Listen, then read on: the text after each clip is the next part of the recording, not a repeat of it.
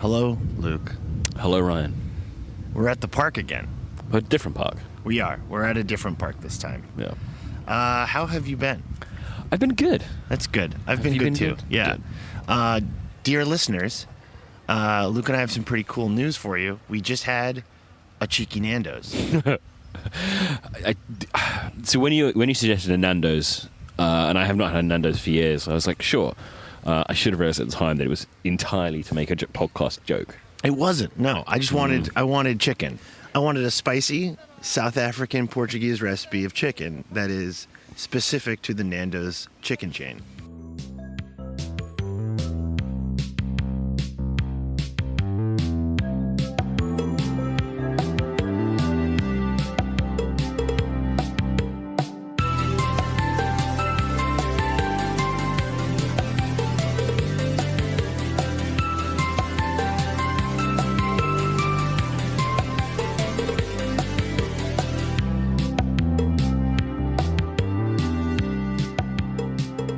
Now that I'm done talking about my lunch, let me introduce the show properly. This is the Content Mines, and Luke and I are still free of the internet. We are still outside. Hence why we're outside. We're Yeah. outside because we've escaped the content. We've mines.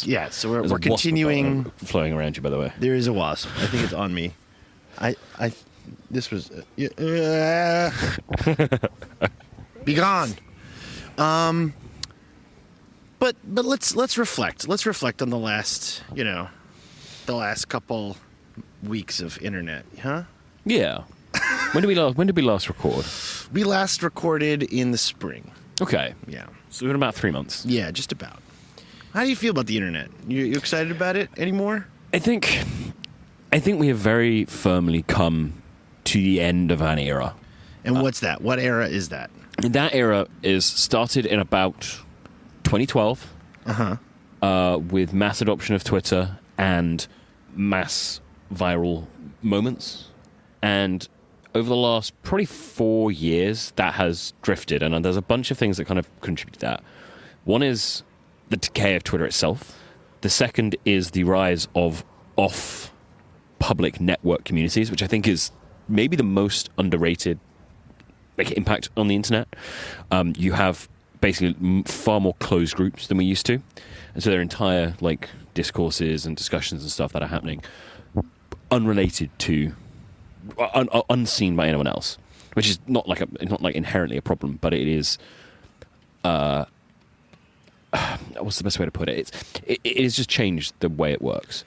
You've got the rise of paywalls on content, which I think means that people are not necessarily looking at the same things anymore.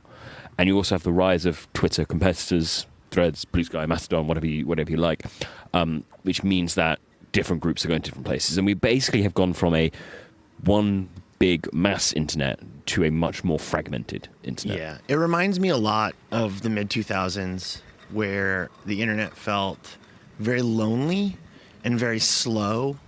It doesn't feel alive like it used to. It doesn't feel like it's moving in real time anymore. And I suppose that's largely just because of Twitter. But the ability to find things has become worse. Navigation is worse. Things are just not working the way they used to. And I think things are siloed more. Yeah. It's other chunks of it. We talk about Google search is worse now. It's been declining for a long time. And I think we've kind of put all this stuff together that now no longer feels like there is a main conversation that's happening on the internet. No. Yeah, the macro conversations are more confusing. They're happening. Here's something really interesting. Let's start with the NPC streamers, huh? Okay, sure. I think that's kind of a really good example of what we're talking about. So, for people who are listening, I assume you have seen this by this point, but let's pretend you haven't. NPC streamers are TikTok streamers who pretend to be non-playable characters from video games. The most famous of which now is Pinky Doll, a woman from Quebec who went very viral. Ice cream so good, gang gang, ice cream so good. The cycle of her going viral is interesting because she was around for a while. It hits critical mass about a week ago, 2 weeks ago, and then just stayed going viral. Yeah, and well, I mean, if we get into that, I do want to say, like, what she's doing is really skilled. Like, I keep would watching do it. it. I I'm would like, do it if I was I could not do it. cool enough to I do don't it. think I could do it. I don't find anything like everyone was acting like it was the end of the world, but to me it just seemed like these people have figured out how to hack a TikTok But feature to make money. It's you know? not. I don't think it's so much. That's not the half that's the end of the world. Like, people exploiting that, fine. It's the why are people watching this thing. Like, I think that's the bit that people are confused by. Yeah, well, apparently one of her major benefactors is the producer Timbaland, Yeah, very, very into. which is interesting. And I assume most of it are weird guys. Yeah, I mean, yeah, exactly. But also, the scale that she's at means that it can't be that many weird guys. And also the fact that, she is the most successful, but kind of because she's broken out the platform. There are a bunch of, like, male NPC people. There are, are a bunch yes. of... Yeah, it's a much wider thing than just weird guys. People are getting some sort of entertainment value from it. Well, hey, there's nothing to say weird guys can't also be giving money to the young men doing this as well. That's true. That's true. But yes, you're right. I assume that the entire NPC streamer thing wouldn't exist if TikTok had better monetization tools for their creators. I mean, that sounds correct. I think it is literally just like a hack. But to go back to sort of like using it as a way to measure the silos of the internet, sort of, I do think it's interesting that it's stayed stuck. Like, it's now like we don't have macro conversations until we have one that just never goes away. Yeah, it takes more force to do it, but it also means that people... Yeah, I mean, the thing is, I wouldn't even consider that a macro conversation. You wouldn't? No, like, it was obviously a big thing that a bunch of people saw, but I think, like, okay, if you went to 10 people in this park right now and asked them... Ice cream so good, gang gang. Ice cream so good. Would they know? I think... Well, I just said it, and that guy didn't make any reaction. I mean, yeah, you're saying ice cream gang gang no so good in the park, which if you're in the park, you would not react to it. But Yeah, that guy didn't. He didn't seem to notice. So maybe he's not a fan of Pinky Doll. exactly. But I think you would probably get 1 in 10 people maybe, Yeah. and I think that is the kind of the macro conversation that is now. It is not going beyond that. Oh, I see what you mean. Yeah, that's true. And I think part of that's because people are in their silos. So, it breaks out from Twitter into one bit of... Sorry, it breaks out from TikTok into one bit of Twitter. And maybe it goes a little bit further than that. But I don't think, like... there are a bunch of Discords with a lot of people in who are just not discussing it. There are a bunch of WhatsApp groups with people who are not discussing it. I didn't see it on Threads. But then I couldn't tell because I can't search anything on Threads. So I Yeah. don't know. Let's talk about Threads, because you and I have been talking Threads about is a Threads. really good example of this exact effect, I think. So you are slightly more bullish on Threads than I am. I mean, I'm less bullish than I was yesterday because... And why is that? Well, when Threads initially launched, I hit the button at the right time and I got a really low entry number. So my entry number was like 42,000. Because everyone basically got a record of like, and you could kind of track user growth by it. And the next day it was like 2 million, the next day it was 4 million, the next day it was like 8 million or whatever. And I was Right. like, wow, okay. Like everyone was getting a number. Mine was really low, and I was like, that's cool. They got rid of the numbers, and then it's no longer publicly displayed on my profile anymore, so I no longer have any investment in it. I see. Yeah. You should have minted it as an NFT. I should have minted it as an NFT. Yeah, you should have. I don't know what my number was for I Threads. do. You know what my number was. Because I went and checked everyone to see like what everyone else's was. Yours was 1.3 million. No, that's not true. It's true. It's not Yours true. was more than 1 million. I was in the first 100 users on Threads. You were absolutely not in the first 100 I have a users. conspiracy theory about Threads that a whole bunch of like verified journalists and media people were already and brands were already there before So we were brands in. and stuff were already there, and I know this for a fact because I went through footballers to see like who was being added. Right. And Harry Kane was not on it, and I was like, interesting. Who's Harry Kane for people listening? He is the England captain, and hopefully by the end of this podcast, still Tottenham striker. Soccer, correct? Yeah, Football. Yeah, exactly. But he has like the most followers of anyone on my team. So I was like, okay, I'll see what his does. And he was not on Threads. And I was like, oh, that's interesting. Maybe it was more US focused. And then 2 days later, he suddenly was on Threads, and his number was like 2,000. And I was like, okay. So they went and granted all these people Threads access. The first like 10,000 people who most followed on Instagram or whatever. So they're all super, super low, and all the brands had super, super low numbers. So they clearly went through like creators and influencers, Right. and gave them really put them onto the platform and reserved a spot for them. Have you ever gone to like an amusement park really early in the morning? No, No? Have you been to an amusement park at all? yeah, but not for a while. Have you been to like Disney Paris or something? Not for a very long time. Are there British amusement parks? Yeah, Alton Towers. Are they super Thorpe Park? Are they super grim? It's like everything in Britain. It's on decline. It's Like, I wouldn't go on one of those rides. The safety level needs to be high, and I'm not confident. I would not I'm go- not confident we have the engineering or regulatory enforcement to make sure it's okay. I would not go on an amusement park ride in England post Brexit. No. No. But the reason I ask is because when I opened Threads on the evening that it opened, it felt like getting to a really bad amusement park at like 8 in the morning. And instead of like people in costumes, it was like the Netflix account being like, I love to Threads and chill. Well, I mean, they clearly launched before it was ready. Don't you love, hey, Burger King, don't you love being on Threads with me? Netflix? You know, like that shit. Yeah. But that's what it felt like. Yeah, exactly. Because they were people who were added first because they... But, like, they added a load of celebrities as well, but obviously more of the celebrities are more likely to have smaller social media teams. Like, if you are Netflix, you have a big social media team. If you are Harry Kane, you probably have one person who is not... That's not their priority. You should work for Harry Kane. You should do a social media. When I leave Tottenham. Yeah.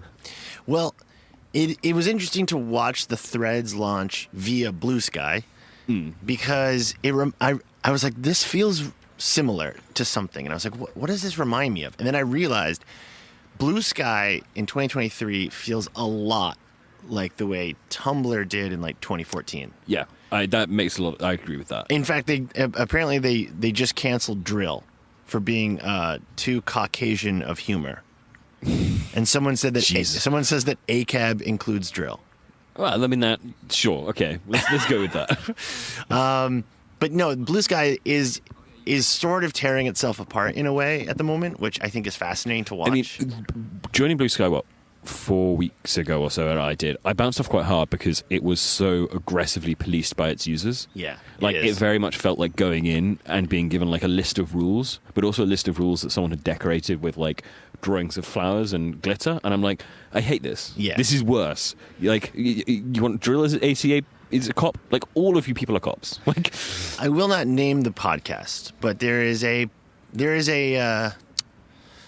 franchise of podcasts run by some siblings, let's say. And this... Crescensteins. No. And this podcast franchise has a Facebook group for its listeners. And the rule is effectively no bummers. Like, don't be sad, don't be mean kind of thing. Yeah. And it created the most toxic environment that I've ever seen on the internet. That makes sense. And I think that is essentially Blue Sky as well, which is like, we're all having a fun time shitposting here, and here's 23 things that you have to keep in mind every time you post. The other thing is that the engagement you get on Blue Sky doesn't really mean anything. Like, it doesn't... There's no one really That's there. the big problem. Which is how I feel everywhere, weirdly. Like, I feel like there's no one really on Threads. I feel like there's no one really on Twitter. There's no one really on Blue Sky. And then I started, like, remembering people that I used to follow in different places and just realized that I haven't seen them post in, 2 years. I mean, there are like, very useful hacks to kind of... Like, the best Threads hack to like, rebuild your social graph is go and find someone that you do know, look through who they're following, and then follow all the people you recognize. Yeah. So there are, like, useful ways you can kind of build it up a bit. But, I mean, Threads launched before it was ready because Twitter was going through its rate limit thing. Right. When they launched that early, a bunch of things were then not right. Everyone was very insistent on a chronological feed, and I think they were sensible not to do that at first because there was not enough content. And you would have had an empty feed, and a feed of irrelevance is better than an empty feed. I don't agree. No, if you go to a party and you're like, and there's no one there, would you rather go to a party where there's no one there or a bunch of people you don't know? No one there. Well, okay, but... What are you talking about? You would rather go to a party full of, like, the worst people on earth? Yeah, but knowing that the other people are arriving later. Luke, we're in our 30s. Yeah. We don't have to go to parties like that That's anymore. true. We don't have to go to parties full stop. Yeah, I don't really anymore. Yeah. I mean, okay, so... But no, I think... I understand if you're a casual user, if you're not a hardcore user, and you're a casual user or something like that, you go and you see, I recognize a bunch of celebrities and brands. I basically understand what's going on here, rather than going and being like, wow, I have two friends here and they've both posted once and that's it. You're going to bounce off quicker. So I get why they did it, but it didn't work. The fact you can't search for things means there's like zero understanding of what the conversation is happening. The fact that you can't, there is no trending thing means that you have no idea what the conversation is. But I also think the Threads it's not designed for Twitter users. It's designed for people who have bounced off Twitter previously. I don't think it's designed for anybody. Like, all of the most hardcore Instagram users I know took one look at Threads and were like, I'm not doing this. Well, exactly. I mean, that's the thing, though. If you're an Instagram user and you like the Instagram social network, there's a reason that you're not on Twitter. Right. And you're saying what I'm saying. Yeah, I know. I think we broadly agree in it. It's like the users that they immediately onboarded were a load of Instagram users, and it's like, okay, but if Instagram users wanted to use a text-based service, they would use Twitter. If they don't, then they've already decided they're not going to use it. So a bunch of them logged on and went, yeah, no, I realize why I'm not on Twitter. Then you have Twitter users who are also on Instagram, but kind of casually. There's not a huge overlap there. This is what makes me insane about this whole thing. Okay, I just want to walk through the logic here, okay? Yeah. You're Meta. You Yeah. own Facebook, and you own Instagram. Facebook is primarily a feed full of text and some videos and some images, and people comment and they post on each other's. I think you can still post on walls. I don't really know. Sure. I don't use Facebook in I don't think 5 I don't years. think you have a wall anymore. I don't know. But you can post to people. You can Yeah. post at people. I think I think you just post. you can. Okay. I can post on. Okay. Anyways, then you have Instagram. I might go and poke you. Yeah. Please poke me. Send me a Mafia Wars request. Okay. So then on Instagram you have images and you have videos and then you have DMs and you have stories and story replies. Yeah.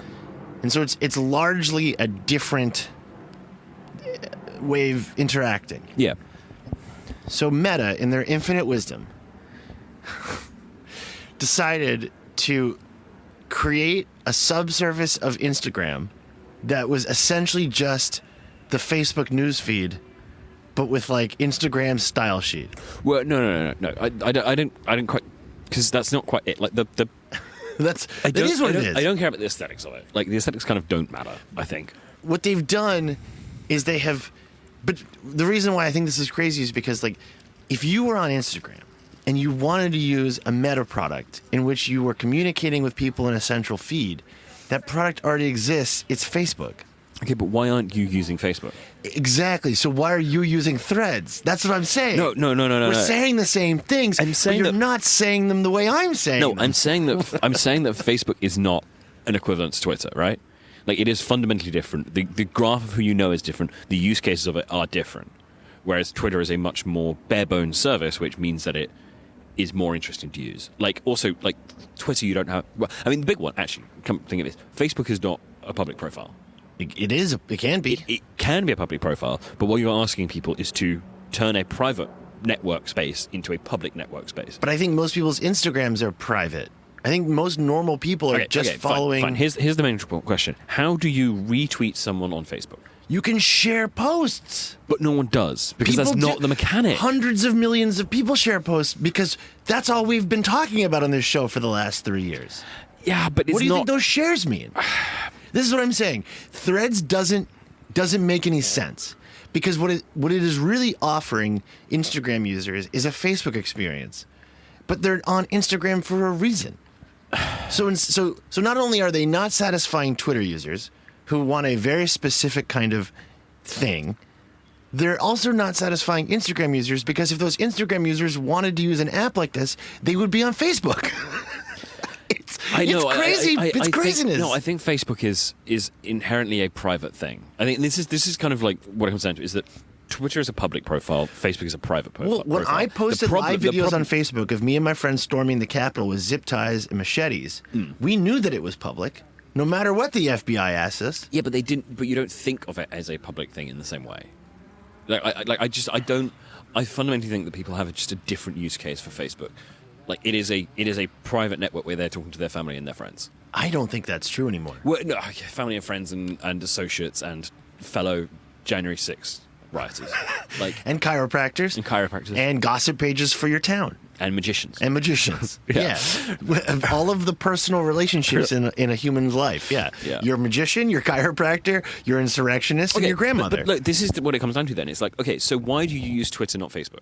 I've been dwelling on this for the last 8 months.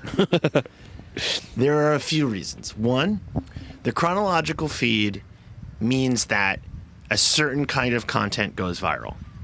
And the kind of content that goes viral in a chronological ecosystem is typically stuff that has like a spark of surprise, right? Because it has to be interesting enough that you catch it in the moment and you share it, because it's going to go away. So there's some ephemerality there. That's why news is so viral on Twitter. That's why breaking news events are so interesting to follow on Twitter. Yeah. So I use it that way. I use it as like a pulse of the zeitgeist. Yeah. The other flip side of that is that Twitter has another really interesting effect, like a very serendipitous effect, where I could tweet at you, someone could see it, and they get involved, and there's like a snowball effect. Right, but that is because it is a public network, not a private network. But what I'm saying is those two things, the like ephemerality, the sort of like the current feeling of the content, the sort of like surprise of what's going viral and when, and then the snowball effect, a term that we don't have in English, but like the Brazilians call it zoeira. Snowball effect? Sort of. It means like, to translate to British English, to take the piss, but they use it as a verb to mean like when people start replying to a thread and it goes out of control. Right. We don't really have a term for it, even though we know that idea. That happens on Twitter. That doesn't really happen on Instagram. It can happen on TikTok because of the duet feature. Yeah. And because like TikTok has closed the consumption to creation loop. It's tighter on TikTok. Yeah. But on Meta products, it takes so much work to make something because it has to go viral in such a specific way to be seen that communication suffers. That's the problem with all of Meta's algorithm stuff, is that you have to spend a lot of time to make something in a very precise way to make it go viral so people see it. Where on Twitter, you can just be on the toilet and be like, pee is stored in the balls. And if people see it at the right time, it'll go viral. Okay, but you so what can't you're saying, do that on Threads. But that's my piece. Even when they announced, within like 8 hours, they said, we are going to have a chronological feed. So if they then have a chronological feed, does that completely change that? The question will be how many people use it. Because, for instance, when Twitter released this is a different thing. It's not an inherent thing. This is what I've been saying. It's like it's a network effect thing. The problem is not that there is something fundamentally wrong with it. The problem is that if you have 50,000 followers on Twitter and you go to Threads and you have 500, you're going to stick with Twitter because you can't bring your followers over. That's kind of the whole thing. No, because like if Threads was chronological and there was no algorithm at all, and it wasn't even an option, it was just like a straight feed. Yeah. I believe it would be more fun and more useful because the time between posting and reading is like zero. Mm-hmm. But if you were to make a post on Facebook and you want it to be seen by somebody, if you're making a post on Instagram and you want it to be seen by people, you have to adhere to a bunch of stuff to get the attention of an algorithm. I get that, but we're not talking about Facebook. We're talking about Threads. And if Threads has that algorithm.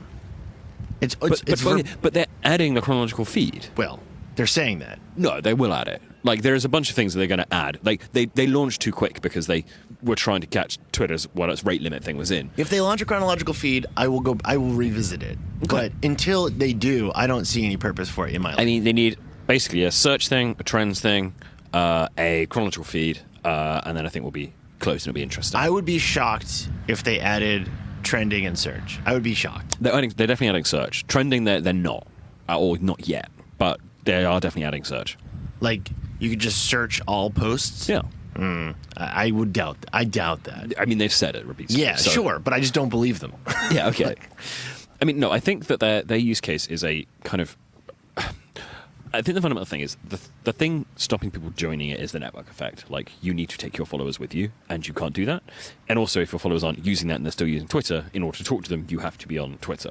So, there is probably what's the word? Like an inflection point where suddenly, 51% of your followers are on Threads, 49% are on Twitter. So you go, okay, right, now we go to Threads. So there is an inflection point that I think could happen, but it needs to build up a lot to get there.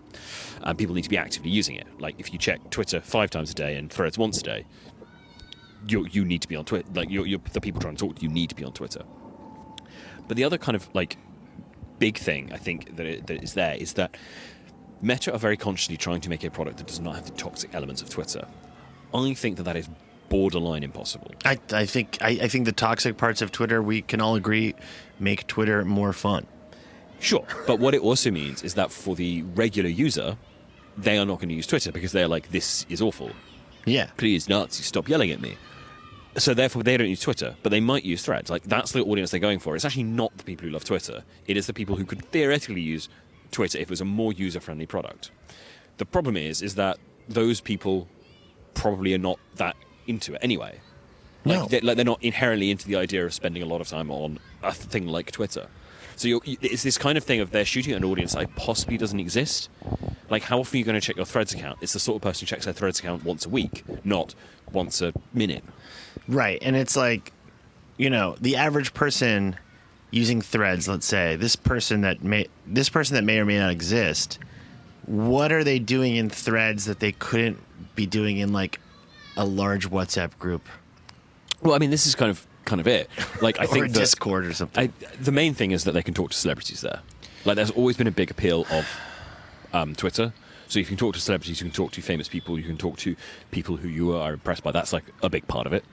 So that's the kind of thing. I often wish that brands and celebrities were in my group chats with my friends. Okay, but do your friends wish that? Yeah, everyone. I'm being serious. Everyone wants branded content and famous people in your group chats, just chatting with you. I wish I could talk to Kylie Jenner all the time. I love to stan. But a lot of people do stan Kylie Jenner, so actually it is a thing.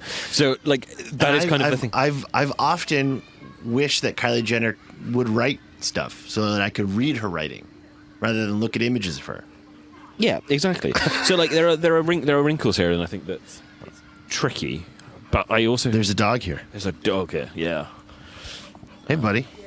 But this is kind of it. I think that there are a bunch of people whose need for a Twitter-shaped hole in their life has been filled by a WhatsApp group, a Discord. I agree. Mine has. A Facebook group chat or whatever, a Facebook group, whatever it is, that hole has been filled by it. So I think that they are trying to fill a hole that does not exist for an awful lot of people. And I don't this is why I'm kind of on the side of it won't work. I think the only chance it really has is if basically Twitter goes down for an extended period of time, which it's at this point more likely than not. And I do wonder what will happen then. If Twitter is gone and genuinely gone for, let's say, 2 days. Yeah. Does everyone move over? And I think they probably do. I don't think they move over. I think what we've already seen what will happen, which is that the most brand safe, the most sort of mainstream creators, personalities, internet figures will be on Threads. Yeah. And then what was weird Twitter, what was the dirtbag left vestiges of that stuff is on Blue Sky. And I think and then the older sort of tech the old guard of the tech world is on Mastodon. Academics as well. Academics are really into Mastodon. Yeah. And so each of these, this is what kind of I mean by the siloing and the fragmenting. It is just going to fragment. And, maybe there is a utility to a platform like Threads in which at no point are you going to get quote tweeted by a 24-year-old communist in Brooklyn who's going to say a bunch of incomprehensible words and get 1,000 retweets out of it. That's just not a website I want to be on. I want to live in constant fear of being dunked on by a DSA member who doesn't do the dishes in his 9-person apartment. But loves dialectics. Yeah, exactly. I would love to learn one day what dialectics are. Is it just mean talking? I think so. Okay. Speaking of talking, I feel like before we wrap, we probably got to talk about AI, huh? Yeah, we do have to talk about AI. So here's a question for you. Are you currently paying for any AI services? No, I have done, and I am not at the moment. Which ones were you paying for? I was paying for Midjourney, and I was paying for GPT-4. And why did you stop paying for them? Midjourney, I Midjourney, I was really enjoying the experimentation with it, and I got to the point where I didn't have a use case for it. In part because I would not, like, professionally, I would not use it, obviously. And personally, I had no need to create images. So at a certain point, I was like, well, I don't actually need this. But yeah, it was fun to experiment with, but no. GPT-4, I think, was more interesting because it could do more useful things. And experimenting with using it to, like, reply to emails, like, when someone was, like, emailing something, they were like, hey, if I make notes, put it into GPT-4, does it give me a better, more usable email? Kinda. But again, I got to the point where I was like, this is not worth it. It is not worth the back and forth for it. But I think this is probably a use case for it, like, plugging an AI into an email and writing one line and it turning it into a polite line. I'm currently subscribed to Midjourney, ChatGPT, Runway, and 11 Labs, so 4 of them. How much are you paying on? That's a lot of. Sorry, okay. Well, first of all, I'm expensing it through you're Garbage Day. expensing And it, second yeah. of all, I bought them to see what I could do with them. As sort of a way to, like, kind of review them and sort of try to integrate these things into my life just to see if you could. Yeah. So ChatGPT, I was using it on and off and then completely forgot it existed. Like 4 weeks ago. Yeah. 11 Labs, I forgot I even had a subscription until I had to think about it just now. But I was using it very briefly to make deep fakes of Joe Biden saying funny stuff and then totally lost interest with it. Runway, I recently bought a subscription for just because I needed to do, like, one video effect for a thing I'm working on, and it was the easiest way to do it.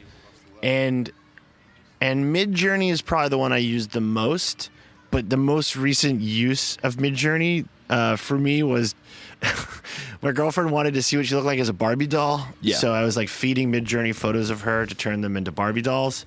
But, like, I might use it to, like, make a video game on Unity. I'm like, I've been learning Unity in my spare time. This is part of the things I've been doing instead of making this show every week. You know, I'm learning new skills. And so, like, Midjourney is the one where, like, Midjourney, I'd probably keep paying for it just because it's really fun. It lives in my Discord. It's a fun toy, but, like, ultimately all of this stuff it is a fun toy. Yes.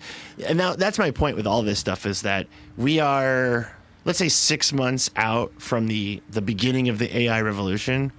And still, I have yet to find a consistent AI tool that lives in my world. Well, I think, You know? I mean, the timeline I put on it is December. Like, it is almost 6 months because GPT-5 allegedly comes out in December.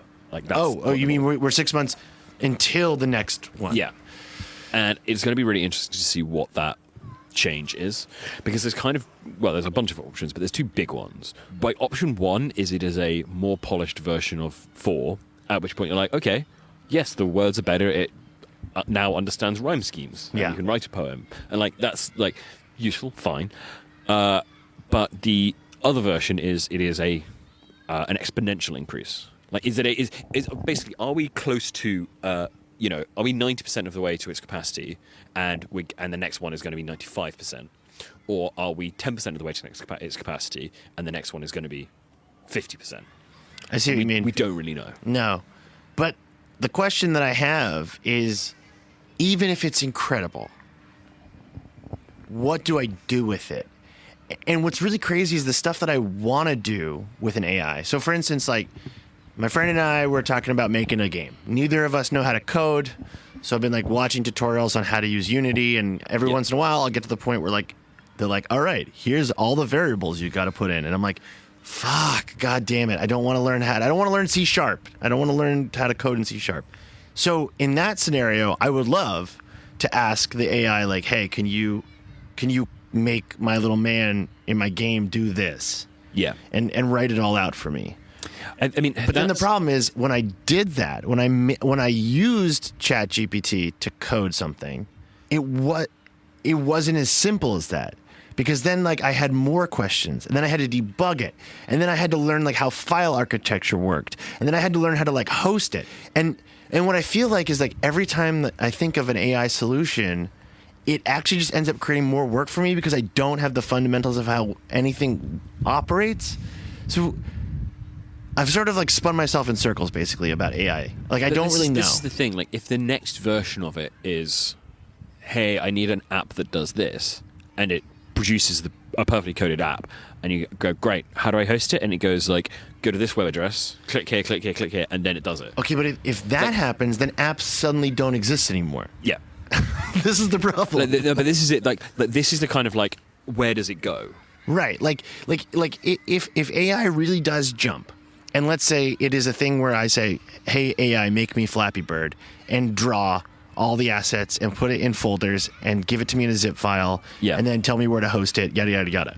If that happens, then apps don't exist anymore, because then anyone can just make whatever they want. Yeah. And then essentially the only service that exists is like server space. Yeah. Cloud computing is essentially And like, food production and that sort of thing. But Sure, yeah. sure. But like, basically, if the AI gets good enough that it's useful, then it kind of destroys the world. Yeah. Well, this is the thing. That's my conclusion. Yeah, well, this is the thing, and we don't really know what that thing is going to be. It's possible that at this point, there is going to be some kind of midpoint where there is a generative AI that can write a nice news report based on information it already has. Fine. I mean, I think it's already there. I've been reading some great content on this website, Gizmodo. Yeah. They had this excellent list of Star Wars films. And I Yeah. thought the order they put them in was absolutely fascinating, and I would love to meet the writer behind that. I enjoyed both number 3s. I love that it didn't include Attack of the Clones. I think it was important to just leave that one out. Yeah, I mean, this is the issue, is that the stuff, like AI is a fun tool, and when it stops being a fun tool and starts being actually useful, then it will destroy the entire planet. I think what's interesting is that we are kind of, 3 months from the last time we talked about it, and 6 months on from the first time we talked about it, and we've essentially gone nowhere. Like we are still in the same point of like, this thing is coming. We don't know how big it is. We don't know how quickly it's going to come, and we don't know how effective it's going to be when it gets there. But we just kind of got to wait until that happens. Yeah. But you know what I wish AI could do? What? Make me a Marvel TV show that I want to watch. Yeah, that's fair. Hey, Luke, have you consumed any content to stay sane this week?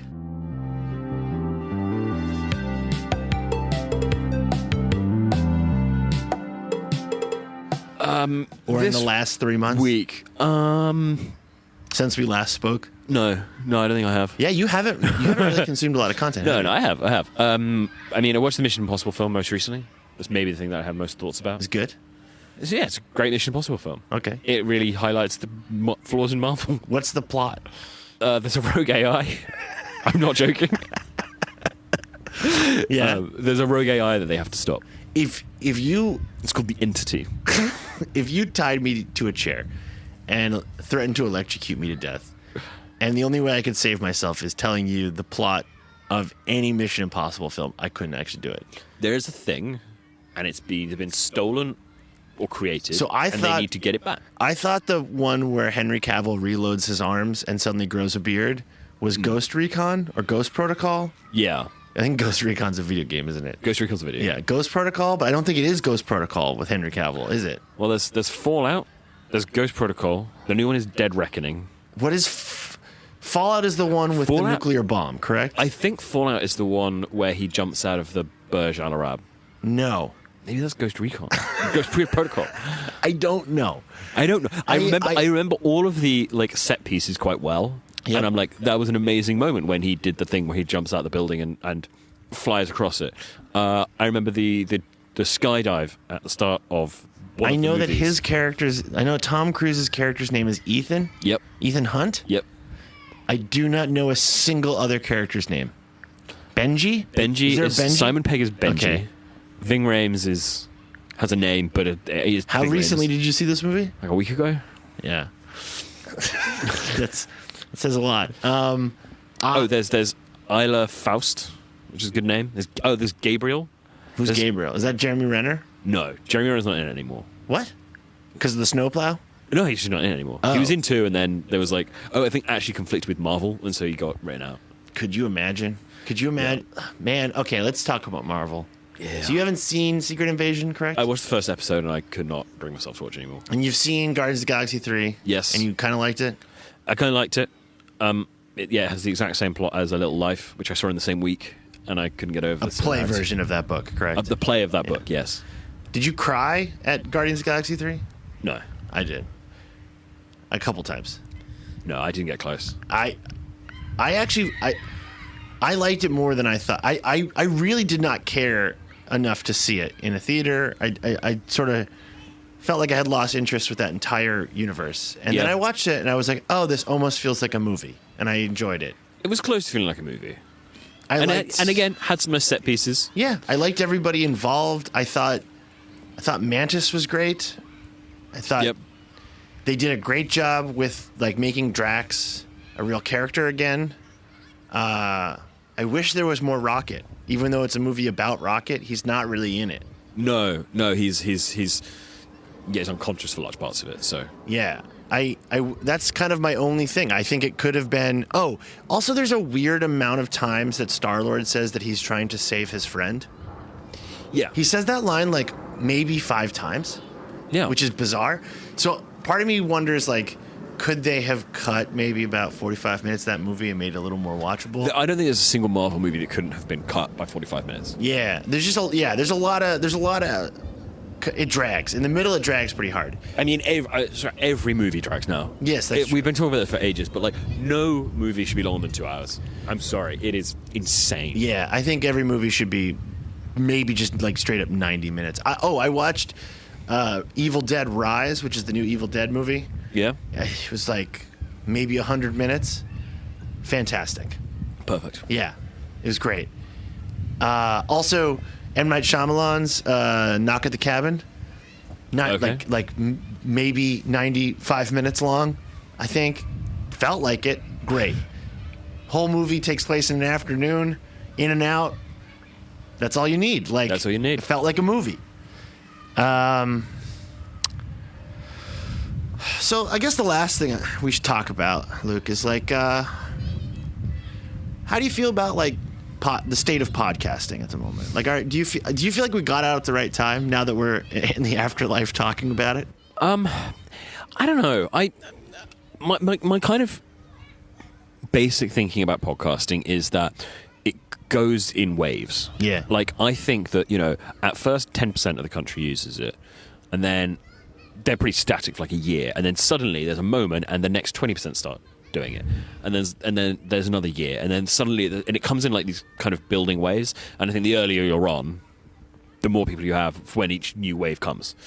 I think the state of podcasting, certainly in the UK, is really quite healthy. Like, we have had a series of podcasts released recently that are kind of, I don't want to say agenda setting. Do you know the News Asians podcast? No. Okay, so I don't personally listen to it because we need to, but it is basically a daily newsletter in podcast form. Oh, okay. Where they talk about... I love newsletters. Yeah, but they have like the 3 main people on it who are like very well known because they're all ex-BBC. Uh-huh. And they basically do a podcast. It's half an hour. They talk about like the 2 or 3 big stories. They do a bit of reporting themselves. Sometimes a bit of analysis. Sometimes there's a guest talking about it. Sometimes they go out and report something. And there's just a bunch of different stuff happening on it. As they have 3 hosts, they can kind of jump between them. Sometimes 1, sometimes 2, sometimes a different 2, sometimes all 3. And it's like the most effective kind of like thing that they have figured out, like, hey, here's how you do the news in audio form. But like, in terms of resources, like, pretty intensive because you've got 3 full-time hosts. Yeah. And you've then also got all the support. So it's kind of like the BBC's version of The Daily. No, it's on LBC because they all quit the BBC. Oh. Yeah. Oh, okay. Cool. It's a lot better than The Daily because The Daily is like... Well, that's not hard to do. The Daily is like a single story and we're going to do it in audio form. This is like the daily news show. I see. Which I don't think anyone had previously nailed in the US or the UK. My galaxy brain thought is that all forms of digital media are slowly converging into one thing. And that, like, we're already seeing it with podcasts and videos. Where, like, I sort of suspect that there's just, like, gonna be a world where you can watch or listen to something and it's advertised via short clips. And it just becomes, like, a chat show. Or it becomes like I sort of feel like formats are breaking down. I don't know. I think, if I were to do a podcast full time again, I think you have to do video in a way that like you can't ignore it anymore.